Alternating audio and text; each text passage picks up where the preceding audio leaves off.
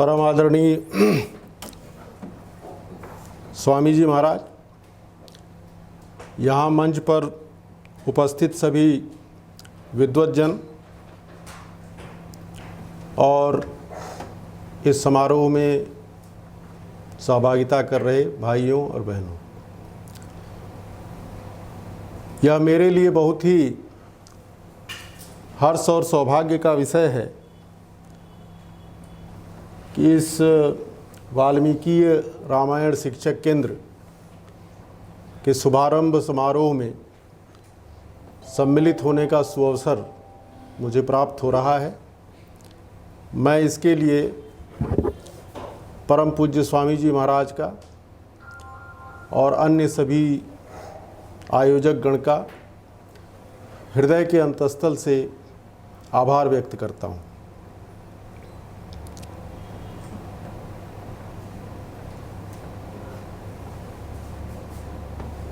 हमारे यहाँ हमारी परंपरा में एक बड़ा अच्छा श्लोक है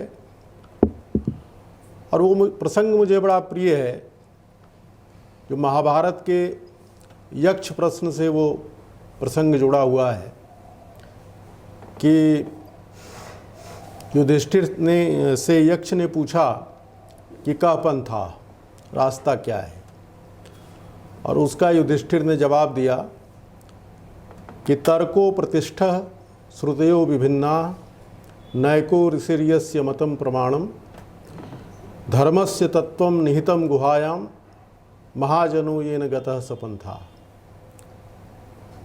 कि तर्क की कोई प्रतिष्ठा नहीं है, श्रुतियाँ विभिन्न हैं और कोई भी ऋषि ऐसा नहीं है जिसके मत को आखिरी प्रमाण माना जाए। इसलिए महापुरुष जिस रास्ते पर चले हैं तो उसका अनुगमन करना वही हमारा कर्तव्य है। तो इसीलिए आप देखेंगे कि हमारे यहाँ प्रस्थानत्रयी जिन ग्रंथों को कहते थे, वेद, उपनिषद और श्रीमद् भगवद गीता, तो उनका प्रचलन आज भी है। श्रीमद् भगवद गीता तो बहुत ही लोकप्रिय है, लेकिन धीरे धीरे आप देखेंगे जो रामायण है, महाभारत है, श्रीमद् भागवत है, उनका भी एक तरह से बराबर महत्व हो गया है। बराबर महत्व इसलिए हो गया है कि एक तो सिद्धांत है और एक उसको कार्य और व्यवहार रूप में परिणत करना है। तो प्रस्थानत्रयी जो है हमको सिद्धांत सिखाती है, सूत्र देती है, लेकिन भगवान राम का जीवन हो, भगवान कृष्ण का जीवन हो, उसे हम सीखते हैं कि उन मूलभूत सिद्धांतों को हम किस तरह से अपने जीवन में चरितार्थ करके दिखाएं, क्रियान्वित करके दिखाएं। मुझे छत्रपति शिवाजी महाराज से संबंधित एक प्रसंग याद आता है कि जब उनकी मृत्यु हो गई तो उनके जो पुत्र थे संभाजी महाराज, वो राजा बने। समर्थ स्वामी रामदास उस समय तक जीवित थे। तो संभाजी ने उनसे कहा कि साहब, हमारे मार्गदर्शन के लिए, हमारे लौकिक और आध्यात्मिक प्रेरणाओं के लिए आप हमें कुछ बताइए, कुछ सूत्र वाक्य दीजिए। तो शिवाजी महाराज ने भी समर्थ स्वामी से यही निवेदन किया था और समर्थ स्वामी ने एक दासबोध के नाम से जो है ग्रंथ लिखा था, जो मराठी क्षेत्रों में बड़ा लोकप्रिय है और बहुत ही उत्कृष्ट कोटि का ग्रंथ है। तो स्वामी जी ने कहा कि आप दासबोध जो है, जैसे आपके पिताजी सुनते थे प्रतिदिन 1 घंटा, उस तरह से आप भी जो है कोई ब्राह्मण रख लो और 1 घंटा जो है उसको सुनो या खुद पारायण करो। जैसे हमारी आजकल की नई पीढ़ी है, हम लोग बहुत ज़्यादा ये 1 वीक सीरीज में विश्वास करते हैं और ग्रंथों के पारायण में हमारी रुचि नहीं है। उसी तरह से संभाजी महाराज भी रहे होंगे, तो उन्होंने कहा कि महाराज इतना धैर्य नहीं है और इतना समय नहीं है कि अब 1 घंटा बैठें। तो फिर महाराज ने कहा कि फिर एक बात है कि आप छत्रपति शिवाजी के साथ रहे हैं, आपने देखा है कि वो कैसे शासन चलाते थे, जनसाधारण से कैसा व्यवहार करते थे, अपने मंत्रियों से वो कैसे मंत्रणा करते थे, जो विदेशी राजा थे उनके साथ उनका कैसा संबंध था, वो कैसे कूटनीतिक संबंध स्थापित करते थे और किन परिस्थितियों में वो कैसा निर्णय लेते थे, आम जनता के प्रति, गरीब लोगों के प्रति, स्त्रियों के प्रति, दीन दरिद्र लोगों के प्रति, ब्राह्मणों के प्रति, विद्वानों के प्रति क्या उनका व्यवहार था। तो क्या जब भी आपके सामने ऐसी कोई परिस्थिति उत्पन्न हो तो आंख मूंद करके आप छत्रपति शिवाजी का स्मरण करना और ये सोचना कि महाराज अगर जिंदा होते तो क्या करते, महाराज अगर मेरी जगह होते तो क्या करते।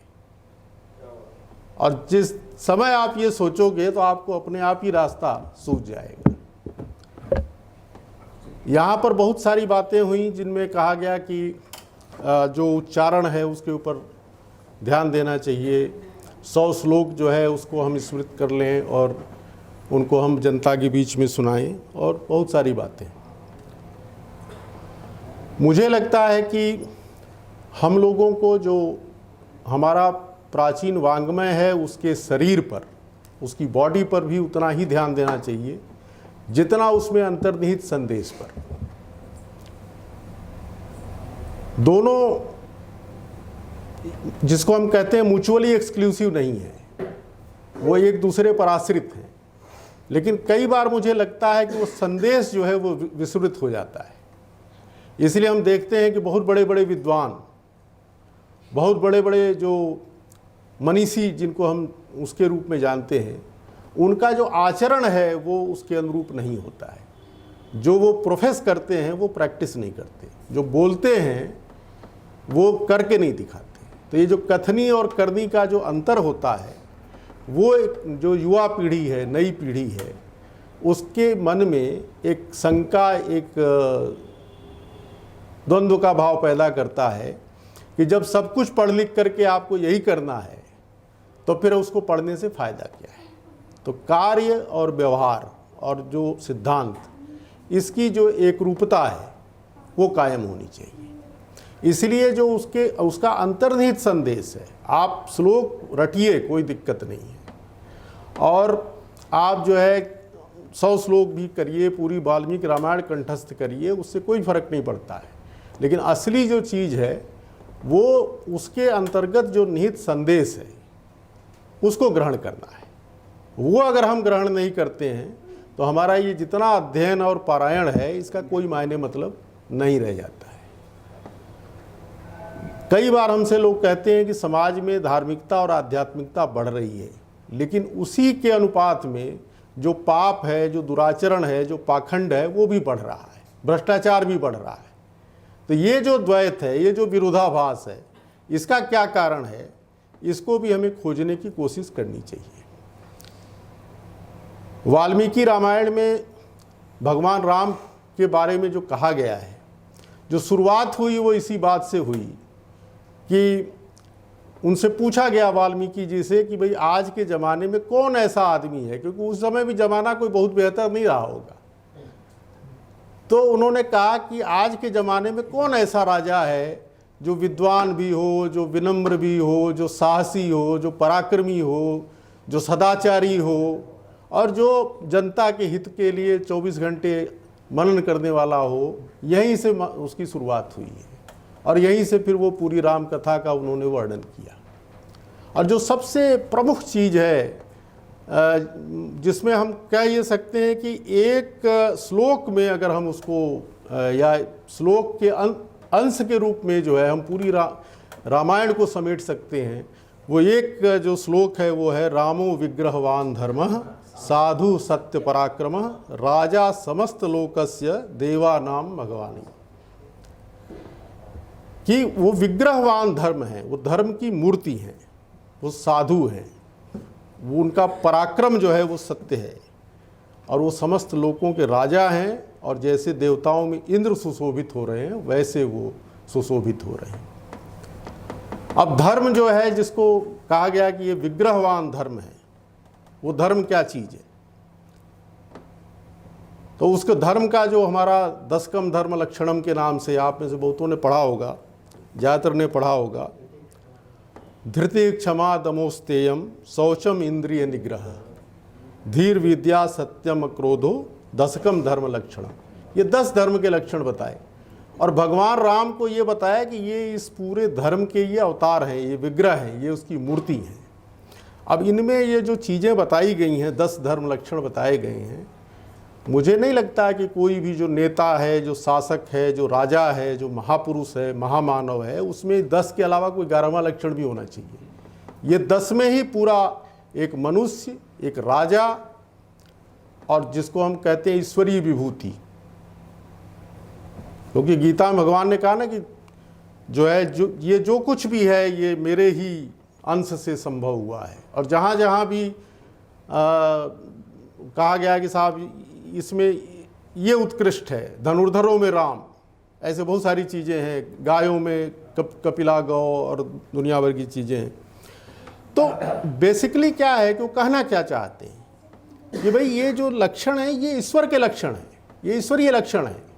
तो जिस अनुपात में आपके ये जीवन में, आपके व्यवहार में, आपके आचरण में, आपके कर्म में रहेंगे, उसी अनुपात में जो ईश्वरीय विभूति है वो आपके अंदर प्रकाशित हो रही है, यही कहना चाहते हैं। भगवान राम को भगवान इसलिए कहा गया कि उनके अंदर ये सारे जो लक्षण है ये परिपूर्ण रूप से समाहित। एक मनुष्य से हम अपेक्षा ही नहीं कर सकते कि वो इस तरह का विपरीत परिस्थितियों में ऐसा आचरण करेगा। तो और ये जो अभी कहा गया कि वाल्मीकि ये रामायण अध्ययन, मैं ये चाहूँगा कि केवल वाल्मीकि रामायण तक सीमित नहीं रहे। पढ़िए वाल्मीकि रामायण, वहाँ से शुरुआत करिए। लेकिन आज जिनकी हम जयंती मना रहे हैं, जयंती शब्द सही है महाराज? जयंती कालिदास जी महाराज, उनकी जैसे रघुवंशम है उसको भी पढ़ा जाए, भवभूति का उत्तर रामचरितम है उसको भी पढ़ा जाए, और जो गोस्वामी तुलसीदास जी की रामायण है उसको भी पढ़ा जाए। हम एक रामायण से दूसरे रामायण को घटा के नहीं देख सकते, उसका अपना महत्व है, इन सारी चीज़ों का अपना महत्व है।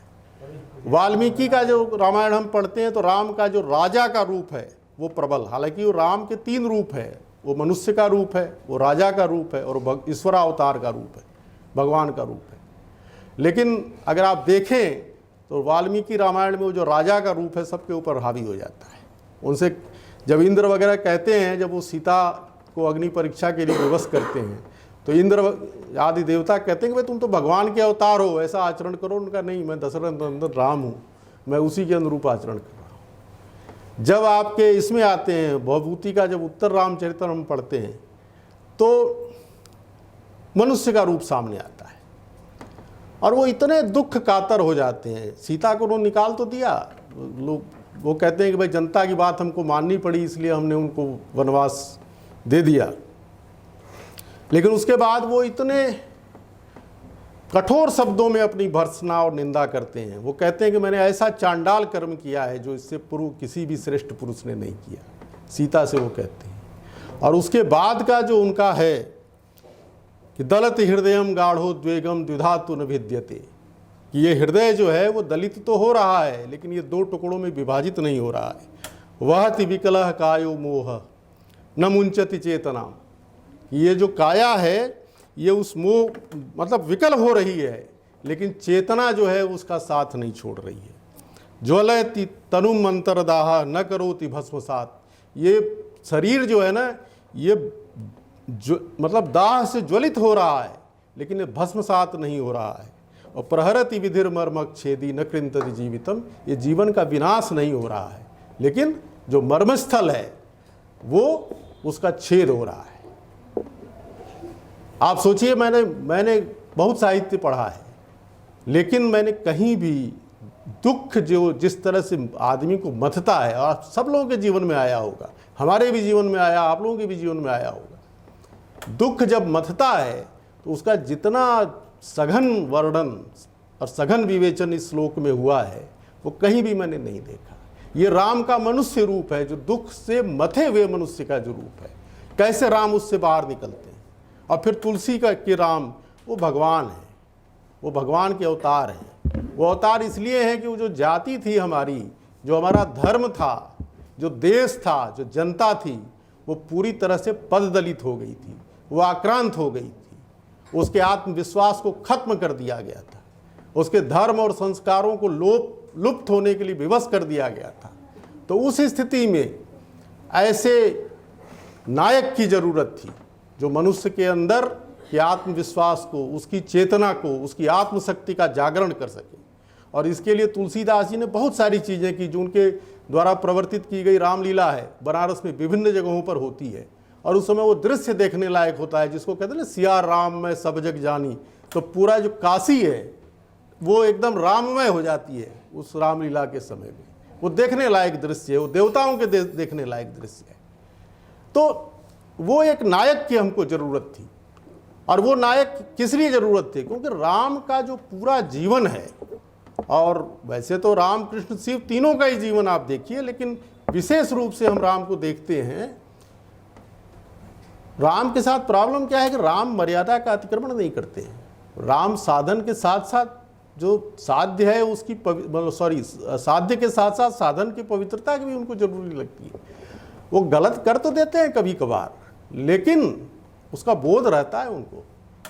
सखा सोच त्यागहूँ बल मोरे, सब विधि घटब काज मैं तोरे। मैं तुम्हारी वजह से घटने को तैयार हूँ। मित्र का जो स्वार्थ है, मित्र का हित है, वो उनकी इस जो ध्येय के प्रति साध्य के प्रति जो निष्ठा है उस पर हावी हो जाता है, लेकिन उनको बोध रहता है इस बात का। तो और उनका जीवन कितना, आप देखिए कि जब वो माता पिता उनके साथ हैं या उनके साथ वो हैं, तो उनके कितने वो आज्ञाकारी बालक हैं। एक भी प्रसंग ऐसा नहीं भगवान कृष्ण की तरह दिखेगा जहाँ उन्होंने कहीं भी मर्यादा का उल्लंघन, माता पिता के आज्ञा या अनुशासन का उल्लंघन किया हो। उनके भाई हैं, उनसे कितना प्रेम है। आप तो मतलब हिंदुस्तान में राजपूतों से लेकर मुगलों तक भाइयों के साथ जो विवाद हुए, भाइयों के साथ विवाद में राणा सांगा की आंख फूट गई, क्योंकि ज्योतिषी ने कह दिया कि तुम्हारे ये दो बड़े भाई हैं और ये राजा बनेंगे, इनके राजयोग है, या शायद सांगा के राजयोग है। तो भाई उनके पीछे पड़ गए कि कैसे इसको ख़त्म कर दें। उस स्थिति में भी लक्ष्मण उनके साथ वन में जाते हैं, भरत उनके लिए राज सिंहासन समर्पित कर देते हैं। तो आप क्या समझते हैं कि इस तरह का जो निष्ठा है, ऐसा जो समर्पण का भाव है, यूं ही मिल जाता है? उसके लिए राम को भी तो कुछ करना पड़ा हो। उन्होंने भी तो कोई स्नेह, कोई संरक्षण, कोई मार्गदर्शन, कोई प्रबोधन उन अपने भाइयों को दिया होगा। उसके बाद फिर वो सीता जी के प्रति उनका कितना व्यवहार है। उस जमाने में आप नारी स्वातंत्र्य की पराकाष्ठा देखिए कि सीता को निर्णय लेने का अधिकार था। प्रत्येक व्यक्ति, किसी ने दबाव नहीं डाला। उन्होंने कहा कि मैं जंगल में जाऊंगी, वन में जाऊंगी राम के साथ। न सास ने, न ससुर ने, न किसी ने भी दबाव नहीं डाला उनके ऊपर। मतलब वो अपने निर्णय लेने में स्वतंत्र थी। राम ने भी दबाव नहीं, राम ने कहा तो कि जंगल में इतनी कठिनाइयाँ आएंगी, लेकिन दबाव नहीं डाला। जब उन्होंने कहा कि मैं चलूंगी तो उनको साथ लेके गए। और उसके बाद जब सीता का हरण हुआ है, उस समय किस तरह से वो अयोध्या के राजा नहीं थे, एक सामान्य मानव थे। उनके सामने एक व्यक्तिगत परिस्थिति पैदा हो गई थी, लेकिन किस तरह से उन्होंने वनवासी जो भाई थे, जो बंधु थे, उनका सहयोग हासिल किया। कैसे अल्प संसाधन में जो है इतने बड़े शत्रु के हनन का, उसके ऊपर पराजय का उन्होंने उपक्रम वो जो है हाथ में लिया। और फिर जब उन्होंने पराजित कर दिया तो उस समय भी आता है, और संभवतः वाल्मीकि रामायण में ही है, कि जब विभीषण ने कहा कि साहब मैं इसका दाह संस्कार नहीं करूंगा, ये शायद रामायण, वाल्मीकि रामायण में, कि मैं इस पापी का दाह संस्कार नहीं करूंगा, ये धर्मच्युत है, ये पर नारी का इसने लोभ किया, ये पापी आदमी है। तो उन्होंने कहा कि नहीं, वो तो ठीक है, लेकिन वो मर गया है, वो तुम्हारा बड़ा भाई है, और सबसे बड़ी बात है कि वो इतना बड़ा महान योद्धा रहा है, वो किसी से पराजित नहीं हुआ है, तो उसका मरणोत्तर जो सम्मान है वो होना। मतलब अपने शत्रु के प्रति जिसने उनको इतना मार्मिक आघात पहुंचाया, उसके प्रति भी जो राम की भावना है वो खत्म, वो मतलब कहीं नीचे नहीं गिरती है। तो राम का व्यक्तित्व ऐसा है, पूर्व बचपन से लेकर के और उनके जीवन के अंत तक, जब तक उनका ये लौकिक जीवन रहा है, तब तक वो जो है हमेशा एक मर्यादा के अनुरूप आचरण, एक आदर्श पुरुष का जैसा आचरण होना चाहिए उस तरह का आचरण जो है उन्होंने किया है। तो इस वाल्मीकि रामायण का और भगवान राम से जुड़े हुए जितने भी ग्रंथ हैं, सबका अध्ययन, अध्यापन, अनुशीलन, अवलोकन सब आवश्यक है। लेकिन सबसे ज़्यादा आवश्यकता जो है वो उसमें जो निहित संदेश है उसको ग्रहण करने का है। और अंत में मैं डॉक्टर राम मनोहर लोहिया का एक बड़ा सुपरिचित जो है वो उद्धरण है, कोटेशन है, वो मैं कहूँगा और अपनी बात ख़त्म करूँगा। वो कहते हैं कि हे भारत माता, हमें शिव का मस्तिष्क दो, शिव का मस्तिष्क दो, कृष्ण का हृदय दो और राम का कर्म और वचन दो। हमें असीम मस्तिष्क और उन्मुक्त हृदय के साथ जीवन की मर्यादा से रचो। मुझे लगता है कि इससे अच्छा भारतीय संस्कृति का जो सार संक्षेप है वो किसी भी विद्वान राजनेता ने प्रस्तुत नहीं किया हो गया। धन्यवाद। जय हिंद।